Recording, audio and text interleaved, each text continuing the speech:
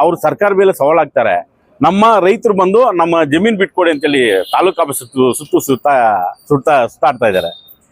ನನ್ನ ಹತ್ರ ನೋಡಿ ಕೊಟ್ಟಿರ್ತಕ್ಕಂಥ ಗ್ರಾಂಟ್ ಕಾಪಿ ಇದೆ, ಮೂಲ ದಾಖಲಾತಿಗಳಿದೆ, ಪಾಣಿ ಇದೆ. ಪಾಣಿಯನ್ನ ಇವಾಗ ಸರ್ಕಾರಕ್ಕೆ ತಗೊಂಡಿದ್ದಾರೆ. ಆಮೇಲೆ ಇದು ಏನೋ ಮುಟೇಶನ್ ಇದೆ. ಇವೆಲ್ಲ ಕೂಡ ಸರ್ಕಾರ ಇಷ್ಟು ದಾಖಲಾತಿಗಳಿದೆ. ಸುಮಾರು ಅಂದ್ರೆ 48 ಪೇಜ್ ಇದೆ. ಮೆಮೋರಂಡಮ್ ಇದೆ, ಪಕ್ಕಾ ಬುಕ್ ಇದೆ. ನೋಡಿ ಎಲ್ಲ ದಾಖಲಾತಿಗಳು ಇದೆ.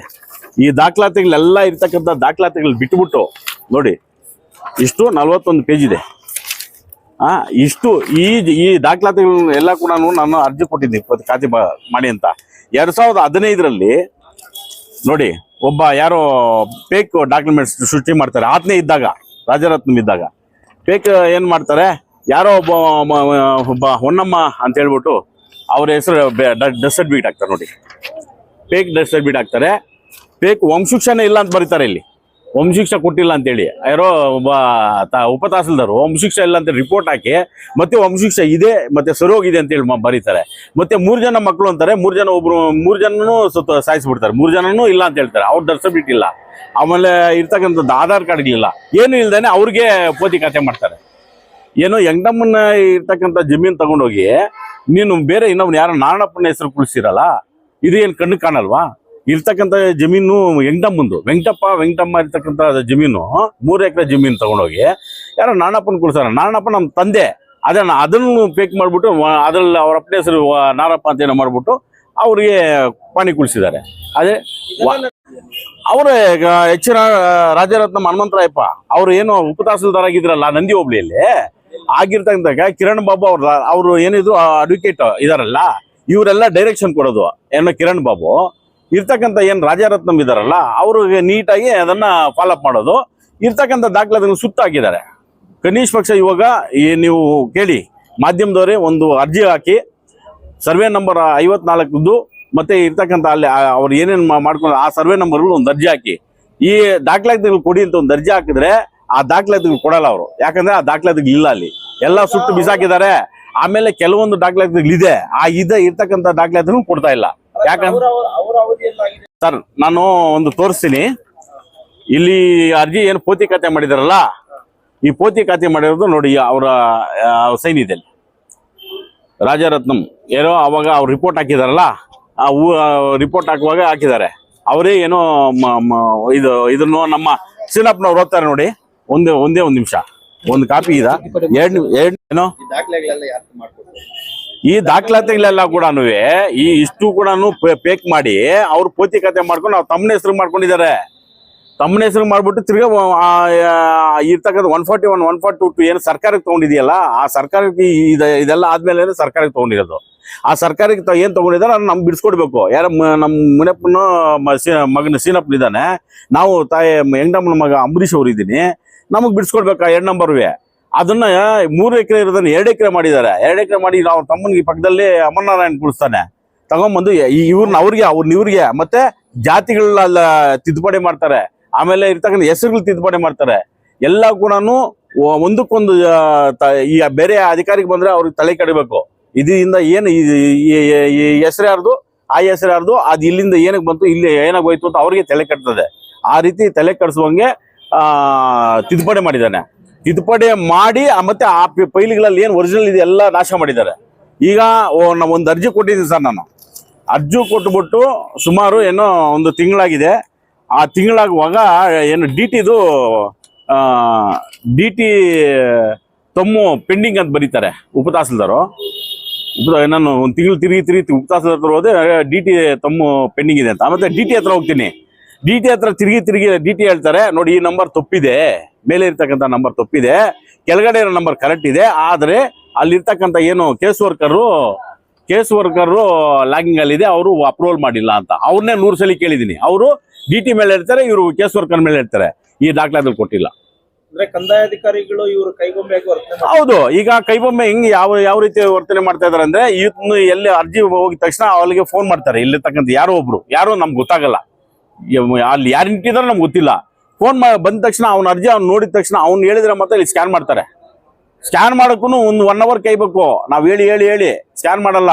ಮತ್ತೆ ಅರ್ಜಿ ತಗೊಂಡು ಅಲ್ಲಿ ಪಕ್ಕದಲ್ಲಿ ಬಿಸಾಕ್ತಾರೆ. ನಾವು ತಿರ್ಗಾಡ್ತಾ ಇರ್ಬೇಕು. ಅದನ್ನ ಮೇಲೆ ಕ್ರಮ ಇಲ್ಲ. ಒಟ್ಟಾರೆ ಏನಾಗ್ಬೇಕು ನಿಮ್ಗೆ? ನಮಗೆ ನ್ಯಾಯ ಸಿಗ್ಬೇಕಾಗಿರ್ತಕ್ಕಂಥದ್ದು ಸರ್ಕಾರಕ್ಕೆ ನೇರವಾಗಿ ನಾವು ಕೇಳ್ಕೊಂತ ಇದೀವಿ. ಈಗ ಏನು ನಮ್ಮ ದಲಿತ ಮುಖಂಡರು ಹೋರಾಟ ಮಾಡೋಕೆ ಬಂದಾಗ ಅವ್ರ ಮೇಲೆ ಬೆದರಿಕೆ ಹಾಕೋದು, ಮತ್ತೆ ನಮ್ಮ ಏನು ಏನು ಅರ್ಜಿಗಳಿಗೆ ನಾವು ಸರ್ಕಾರಿಗೆ ಏನು ತಗೊಂಡಿದ್ದಾರೆ, ಸರ್ಕಾರಿ ಸ್ವಲ್ಪ ನಾನು ಮಿಸ್ಗೇಟ್ ಮಾಡೋದು ಸ್ವಲ್ಪ ತಿರಕ. ಈಗ ಏನು ನಾವು ಸರ್ಕಾರಿ ಜಮೀನನ್ನ ಅವರು ಉತ್ತುವರಿ ಮಾಡಿದ್ದಾರೆ, ಮತ್ತೆ ಸರ್ಕಾರಿ ಅಂತ ಏನು ಬರ್ತಾ ಇದೆ ನಾವು ತೆರವುಗೊಳಿಸ್ಬಿಟ್ಟು ನಮ್ಮ ಏನು ರೈತರು ಇದ್ದೀವಿ ಅಲ್ಲಿ ಕೆಲಸ ಮಾಡ್ತಕ್ಕಂಥ ದಲಿತರು ಇದ್ದಾರೆ, ಅದರ್ಸು ಇದ್ದಾರೆ, ನಮ್ಮ ಪಾಪ ಜನರಲ್ಲೂ ಇದ್ದೀವಿ, ದಲಿತರು ಇದ್ದೀವಿ. ಎಲ್ರಿಗೂ ನ್ಯಾಯ ಸಿಗ್ಬೇಕಿಲ್ಲಿ. ಸಮಾನತೆ ಬೇಕು ನಮಗೆ. ನಾವೆಲ್ಲ ಸಮಾನತೆ ಇರಬೇಕಾದ್ರೆ ನಮಗೆ ಕೊಟ್ಟಿರ್ತಕ್ಕಂಥ ಸರ್ಕಾರ ಜಮೀನನ್ನ ಅವ್ರು ಅಪ್ಲಾಯಿಸ್ಕೊಳ್ತಕ್ಕಂಥದ್ದು. ಅವ್ರು ಏನು ಅನ್ಯಾಯ ಮಾಡಿದ್ದಾರೆ ಅನ್ಯಾಯಕ್ಕೆ ಸೂಕ್ತ ಕ್ರಮ ತಗೊಂಡು ನಮಗೆ ನ್ಯಾಯ ಕೊಡಿಸ್ಬೇಕು. ನನ್ನ ಟೋಟಲ್ ಉದ್ದೇಶ ಏನಂದ್ರೆ ಮೂಲ ಮಂಜೂರುದಾರರಿಗೆ ಆ ಭೂಮಿ ಸಿಗ್ಬೇಕು. ಸರ್ಕಾರಿ ನಮ್ಮ ಏನು ಅಧಿಕಾರಿಗಳಿದ್ದಾರೆ ಮತ್ತೆ ಸರ್ಕಾರಿ ಎಲ್ಲರೂ ಸೇರಿ ನಮಗೆ ನ್ಯಾಯ ಕೊಡಿಸ್ಬೇಕು ಅಂತಕ್ಕಂಥ ಬೇಡಿಕೆ ಇಟ್ಕೊಂಡಿದ್ವಿ. ಸರ್ವೆ ನಂಬರ್ನ ಈ ರೀತಿ ಗೊಂದಲಕ್ಕೆ ಈಡು ಮಾಡಿ ಬೇರೆಯವರಿಗೆ ಸರ್ ಆಗ್ಬೇಕು. ಒಬ್ಬ ಅಧಿಕಾರಿ 80, 90, 100 ಎಕರೆ ಮಾಡ್ಕೊಂಡಿದ್ರೆ ಅವರು ಇರ್ತಕ್ಕಂಥ ಒಂದು 3 ಎಕರೆಗೆ ಅರ್ಜಿ ಹಾಕೊಂಡಿರ್ತಕ್ಕಂಥ ರೈತರು ವರ್ಷ ಏನು ಅವರ ಮೂಲ ಬಂದ್ರು ಅವ್ರ ಬಡವರಾಗಿ ಹಂಗೆ ಇರ್ಬೇಕಾ? ಇವ್ರು ಮಾತ್ರ 100 ಎಕರೆ 50 ಎಕರೆ ಹೊಡ್ಕೊಂಡು ಹೋಗ್ಬೇಕಾ? ಅಂದ್ರೆ ನಾವು ಬಡವರಾಗಿ ಇರ್ಬೇಕಾ? ನಾವು ದುಡಿಯೋದೇನು? ನಾವು ಕಷ್ಟಪಟ್ಟು ಏನೋ ಕೂಲಿ ಮಾಡ್ಕೋಬೇಕಂದ್ರೂ ಕೂಲಿ ಮಾಡ್ಕೋಬೇಕಂದ್ರೆ ಒಂದಷ್ಟು ಅಗಲ ಜಮೀನ್ ಇದ್ರೆ ಅದನ್ನ ಬೆಳ್ಕೊಂಡು ಅದ್ರಲ್ಲಿ ಏನೋ ಜೀವನ ಮಾಡ್ತೀವಿ, ಮಕ್ಕಳು ಓದಿಸ್ಕೊಂತೀವಿ, ಏನೋ ಇರ್ತದೆ. 100 ಎಕರೆ ಒಬ್ಬೊಬ್ರೆ ಹಾಕೊಂಡಿದ್ರೆ 100 ಎಕರೆ ಒಬ್ಬರು ಅದು ಫ್ರಾಡ್ ಮಾಡಿ ಏನೋ ನಿಯತ್ತಾಗಿ ತಗೊಂಡಿಲ್ಲ, ಇಲ್ಲ ಅವ್ರೇನು ಕಾಸು ಕೊಟ್ಟು ತಗೊಂಡಿಲ್ಲ, ಬಡವರಿಗೆ ಹೊಟ್ಟೆ ಮೇಲೆ ಒಡೆದು ತಗೊಂಡಿರ್ತಕ್ಕಂಥ ಜಮೀನನ್ನ ನಾವು ಕೇಳೋದು ನೇರವಾಗಿ ಅಷ್ಟೇ. ನಮ್ಮ ಬಡವರಿಗೆ ಏನು ಅನ್ಯಾಯ ಆಗಿದೆಯಾ, ಸರ್ಕಾರ ಮತ್ತು ಅಧಿಕಾರಿಗಳು ನಮಗೆ ನೇರವಾಗಿ ಏನು ಗ್ರಾಂಟ್ ಆಗಿದೆಯೋ ಆ ಗ್ರಾಂಟ್ ಪ್ರಕಾರ ನಮಗೆ ಖಾತೆ ಕುಳಿಸಿ ನಮ್ಗೆ ನ್ಯಾಯ ಕೊಡಿಸ್ಬೇಕು, ಆ ಜಮೀನು ಬಿಡಿಸ್ಕೊಡ್ಬೇಕು ಅಷ್ಟೇ. ಬಡವರ ಪರವಾಗಿ ಧ್ವನಿ ಎತ್ತಿದ್ದಾರೆ ಸರ್. ನಾನು ಒಂದು ಮಾತು ಹೇಳ್ತೀನಿ. ಸ್ವಾತಂತ್ರ್ಯ ಪ್ರಜಾಪ್ರಭುತ್ವದಲ್ಲಿ ನಮ್ಮ ಹಕ್ಕು, ನಮ್ಮ ಹೋರಾಟ ಇಲ್ಲಿ ಎಲ್ಲಾದ್ರೂ ನಾವು ತಾಲೂಕ್ ಆಫೀಸ್ ಆಗಿರ್ಬೋದು, ನಮ್ಮ ವಿಧಾನಸೌಧ ಆಗಿರ್ಬೋದು, ಇಡೀ ರಾಜ್ಯದಲ್ಲಿ ಯಾವುದೇ ಒಂದು ಬಡವನಿಗೆ ಅನ್ಯಾಯ ಆಗಿದೆ ಅಂದ್ರೆ ಈ ಜಾತಿ ಭೇದ ಬರಲ್ಲ, ಸಮಾನತೆ ಬೇಕು. ಸಮಾನತೆಗೋಸ್ಕರ ಎಲ್ಲರೂ ಹೋರಾಟ ಮಾಡೋಕೆ ಹಕ್ಕಿದೆ. ನಾವು ಬೆದರಿಕೆ ಹಾಕೋದು ಮತ್ತೆ ಇನ್ನೊಬ್ರು ಮೇಲೆ ನೀವ್ ಯಾಕೆ ಹೋರಾಟ ಮಾಡ್ತೀಯ ಅಂತ ನಾವು ಆರೋಪ ಮಾಡಬಾರ್ದು. ನೀನ್ ಹೋರಾಟ ಇಲ್ಲಿ ಬಂದು ಮಾಡ್ತೀಯಾ, ಅಲ್ಲಿ ಬಂದು ಮಾಡ್ತೀಯಾ, ನೀನ್ ಮಾಡಬಾರ್ದು ಅಂತ ಆರೋಪನೂ ಮಾಡಬಾರ್ದು. ಅದು ನಮ್ಮ ಹಕ್ಕಲ್ಲ. ಹಕ್ಕು ಹೋರಾಟ. ಎಲ್ಲಿ ಅನ್ಯಾಯ ಆಗಿದೆ ಅದನ್ನು ಖಂಡಿಸೋಣ. ನಿಮ್ಮ ವಿರುದ್ಧ ಏನಾದ್ರು ತಪ್ಪಾಗಿ ನಡ್ಕೊಂಡಿದ್ರೆ ಅದನ್ನ ಇಲ್ಲಪ್ಪ ಈ ದಾರಿ ತಪ್ಪು ಅಂತ ಹೇಳ್ಬೋದು. ಆದ್ರೆ ನಾವು ಹೋರಾಟ ಮಾಡಬಾರ್ದು, ನಾವು ಹೋರಾಟಕ್ಕೆ ನೀವು ಬರಬಾರ್ದು ಅಂತಕ್ಕಂಥ ತಪ್ಪು. ಯಾಕಂದ್ರೆ ಬಡವರು ಪರ ಧ್ವನಿ ಎತ್ತಿಲ್ಲ ಅಂದ್ರೆ ಇಂಥ ಭೂಗಳ್ರು ಏನ್ ಮಾಡ್ತಾರೆ, ಅವ್ರು ಸ್ವಂತ ಮಾಡ್ಕೊಂತಾರೆ.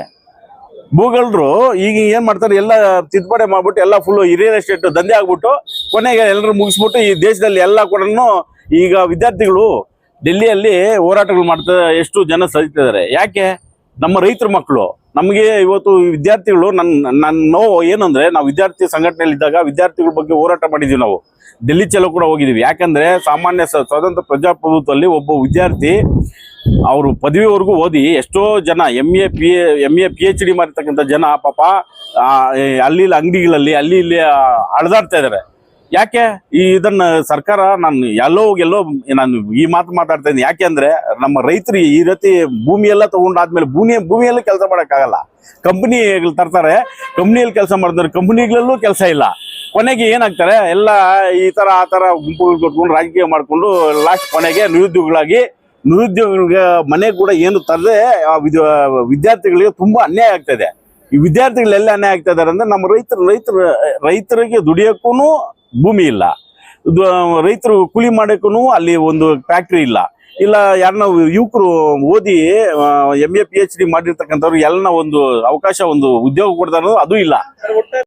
ಭೂಕಳ್ಳರಿಗೆ ಕಾನೂನು ರೀತಿ ಅವರ ಮೇಲೆ ಕ್ರಮ ತಗೋಬೇಕು. ಸೂಕ್ತ ಏನಾಗಿದೆ ತನಿಖೆ ಮಾಡ್ಬೇಕು, ಅವ್ರ ಮೇಲೆ ತನಿಖೆ ಮಾಡ್ಬೇಕು. ನೀವು ಅವಧಿಯಲ್ಲಿ ಎಲ್ಲಿ ಡ್ಯೂಟಿ ಮಾಡಿದಿರಿ, ಯಾವುದೇ ಈಗ ನಮ್ಗೆ ಅನ್ಯಾಯ ಆಗಿದೆ. ಈಗ ರಾಜರತ್ನಂ ಒಬ್ಬ ಅಧಿಕಾರಿ ಇದ್ದಾಗ ನೀವೆಲ್ಲಿ ಡ್ಯೂಟಿ ಮಾಡಿದಿರಿ, ಎಲ್ಲೆಲ್ಲಿ ಏನೇನ್ ಮಾಡಿದಿರಿ, ಎಲ್ಲೆಲ್ಲಿ ಏನ ಆಗಿದೆ, ಎಲ್ಲೆಲ್ಲಿ ಅವ್ರು ತನಿಖೆ ಮಾಡ್ರಿ. ಅವ್ರು ಕರೆಕ್ಟಾಗಿ ಮಾಡಿದ್ರೆ ಕರೆಕ್ಟ್ ಆಗಿದ್ರೆ ಅವ್ರು ಕರಪ್ಷನ್ ನಾವು ಕೈ ತೊಳ್ಕೊಳ್ಳಂಗೆ ಅವ್ರಿಗೂ ನಮಸ್ಕಾರ ಆಗ್ತೀವಿ.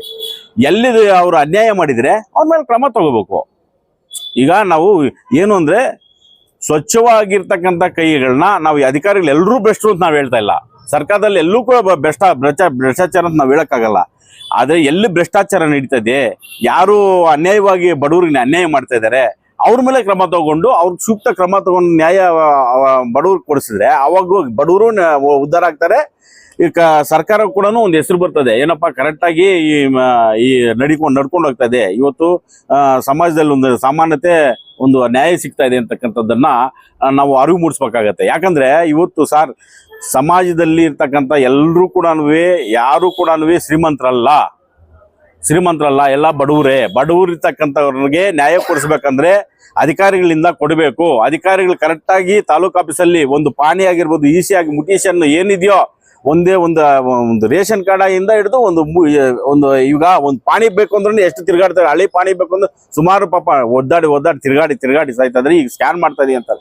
ಆ ಸ್ಕ್ಯಾನ್ ಮಾಡುವಾಗ ನೆಟ್ಟಲ್ಲಿ ಇಲ್ಲ ಅಂತ ಹೇಳ್ಬಿಟ್ಟು ಇವತ್ತು ನಾಳೆ ಮಾತ್ರ 1-2 ತಿಂಗಳಿಂದ ಓಡಾಡ್ತಾ ಇದ್ದಾರೆ. ಇಂಥ ಜನಗೆ ನ್ಯಾಯ ಸಿಗ್ಬೇಕಂದ್ರೆ ಅಧಿಕಾರಿಗಳು ಸಹಕರಿಸ್ಬೇಕು, ಅಧಿಕಾರಿಗಳು ಕೂಡ ನ್ಯಾಯ ಕೊಡಿಸ್ಬೇಕು ಏನೋ ನಮ್ಮ ಬಡವರಿಗೆ. ಆದ್ರಿಂದ ನಾನು ಅಧಿಕಾರಿಗಳನ್ನ ಮನವಿ ಮಾಡ್ಕೊತೀನಿ, ದಯವಿಟ್ಟು ನ್ಯಾಯ ಇರ್ತಕ್ಕಂಥದ್ದು ಏನು ಅರ್ಜಿಗಳನ್ನ ನ್ಯಾಯ ಕೊಡಿಸಿ, ನ್ಯಾಯವಾಗಿ ಅವರಿಗೆ ನ್ಯಾಯ ಕೊಡಿಸ್ಬೇಕು ಅಂತ ಹೇಳ್ಬಿಟ್ಟು ನಾನು ಬೇಡ್ಕೊಳ್ತಾ ಇದ್ದೀನಿ. ಮತ್ತೆ ಏನು ಭ್ರಷ್ಟಾಚಾರ ಮಾಡಿರ್ತಕ್ಕಂಥ ಅಧಿಕಾರಿಗಳ ಮೇಲೆ ಅವ್ರ ಮೇಲೆ ಸೂಕ್ತ ಕ್ರಮ ತಗೋಬೇಕು ಅಂತ ಹೇಳ್ತಾ ಇದ್ದೀನಿ. ಮತ್ತೆ ಹೋರಾಟ ಮಾಡತಕ್ಕಂಥ ಹೋರಾಟಗಾರರಿಗೆ ಯಾವುದೇ ರೀತಿ ಯಾರು ತೊಂದರೆ ಮಾಡಬಾರ್ದು ಕೂಡ ನಾನು ಮನವಿ ಮಾಡ್ಕೊತಾ ಇದ್ದೀನಿ. ಯಾಕಂದ್ರೆ ಹೋರಾಟ ನಮ್ಮ ಹಕ್ಕು, ಎಲ್ಲೋದ್ರೂ ಹೋರಾಟ ಮಾಡೋದು ನಾವು ಹಕ್ಕು. ಅದನ್ನ ಯಾರು ಕೂಡ ಬೇಡ ಅನ್ನತಕ್ಕಂಥದ್ದು ಅದು ತಪ್ಪು. ಭೂ ಕಬಳಿಕೆ ಮಾಡಿದ್ದಲ್ಲ ಅವ್ರ ಹೆಸರು, ಮತ್ತೆ ಅವ್ರೇನಾಗಿದೆ? ಅವರು ಎಚ್ ರಾಜರತ್ನಂ ಅಂತೇಳಿ ಅವರು VA ಆಗಿ RI ಆಗಿ ಉಪ ತಹಸೀಲ್ದಾರ್ ಆಗಿ ಆಗಿದ್ದಾರೆ. ನಿಮ್ಮ ಹೆಸರು ಸರ್? ನಮ್ಮ ಹೆಸರು ಅಂಬರೀಷ್ ಅಂತೇಳಿ. ಇವರು ನಮ್ಮ ಸೀನಪ್ಪ ಅಂತೇಳಿ, ಮತ್ತೆ ಇವರು ಭಾರತಮ್ಮ ಅಂತೇಳಿ. ಇನ್ನ ಕೆಲವರು ಎಲ್ಲ ಬಂದಿದ್ದಾರೆ, ಅಲ್ಲಿದ್ದಾರೆ. ಅಲ್ಲಿ ಅನ್ಯಾಯ ಆದ್ರೆ ಮಾಧ್ಯಮದಲ್ಲೇ ನೀವು ವಿದ್ಯಾರ್ಥಿಗಳಿಗಾಗಿರ್ಬೋದು, ರೈತರಿಗಾಗಿರ್ಬೋದು, ಯಾರಿಗೂ ನೀವು ನ್ಯಾಯ ಕೊಡಿಸೋರು ನೀವು. ಆದ್ರೆ ನಿಮ್ಮ ಮಾಧ್ಯಮದವ್ರಿಗೆ ಎಲ್ರಿಗೂ ನಮಸ್ಕಾರ ಆಗ್ತೀನಿ. ಎಲ್ಲಿ ಅನ್ಯಾಯ ಆದ್ರೆ ಅಲ್ಲಿ ನೀವು ಇರ್ತೀರಾ. ಆದ್ರಿಂದ ನಿಮ್ಗೆಲ್ರಿಗೂ ನಮಸ್ಕಾರ ಆಗ್ತಾ. ಜೈ ಹಿಂದ್, ಜೈ ಕರ್ನಾಟಕ, ಜೈ ಭೀಮ್.